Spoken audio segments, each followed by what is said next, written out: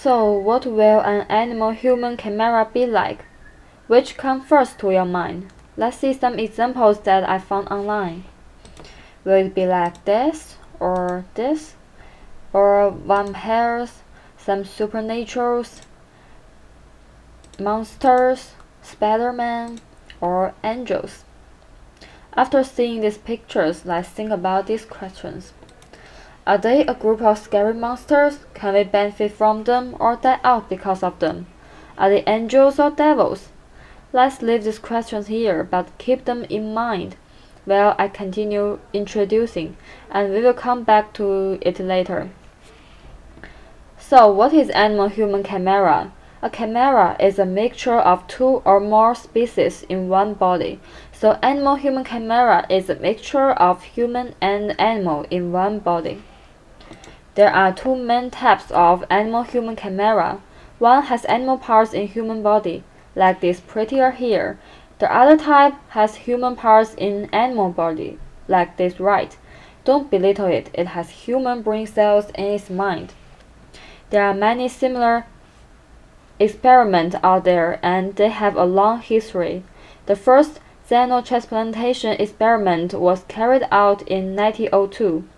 Here is a timeline for all the experiments. The first xenotransplantation was taken place in New York to connect body vessels for organ transplants. This experiment was conducted by Alexis Calais, and he received the Nobel Prize in 1912 for this work. However, the animal-to-human transplantation didn't exist until 1963. Baboon kidneys are transplanted into 6 patients, but the patients only survived less than 98 days.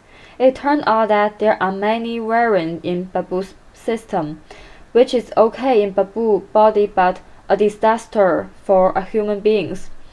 Then people give up a baboon and think for other donors.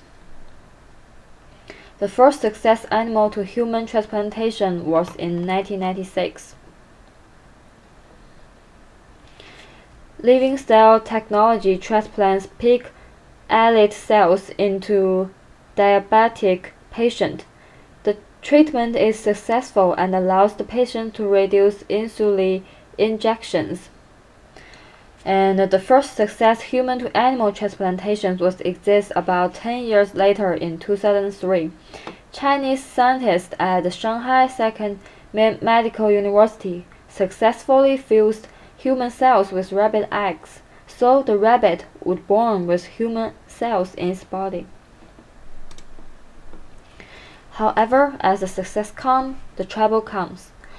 All these experiments can bring a great benefit to human beings. For example, if we successfully put animal parts in human bodies, we can easily find more transplantable organs from animals. But despite the low success rate, it can also cause religion issues. Like till now, the best executable donors are pigs. In some religions, people don't eat pork and they may reject pig organ transplant. There is also a film called The Animal, which shows a human turned into an animal after he transplants an animal's heart. This is just a science fiction movie, but it does show some of people's concern. However, if scientists overcome all these difficulties, it is really a big achievement in human history. There is a successful example happened recently. A Florida man grows new fingers after horse bit it off.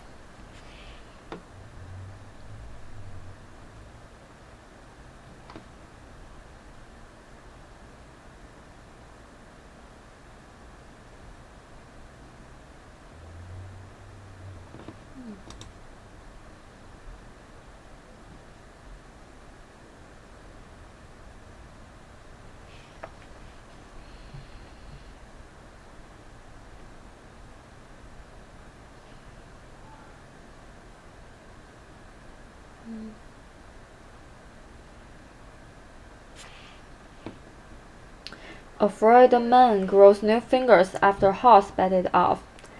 This is the picture taken right after the horse bite. And this is the great doctor.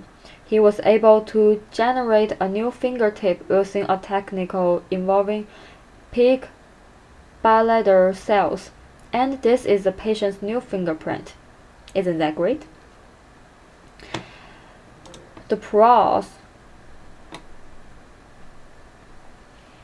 of human parts in animal body is that if we succeed making an animal having more human features, we can use it as an experimental subject to test new medicals and treatments. However, this brings not only unpredictable results but also moral issues. For example, what will call for a rat that has a human brain for a human heart, and what will you call for a human who has an animal heart or brain?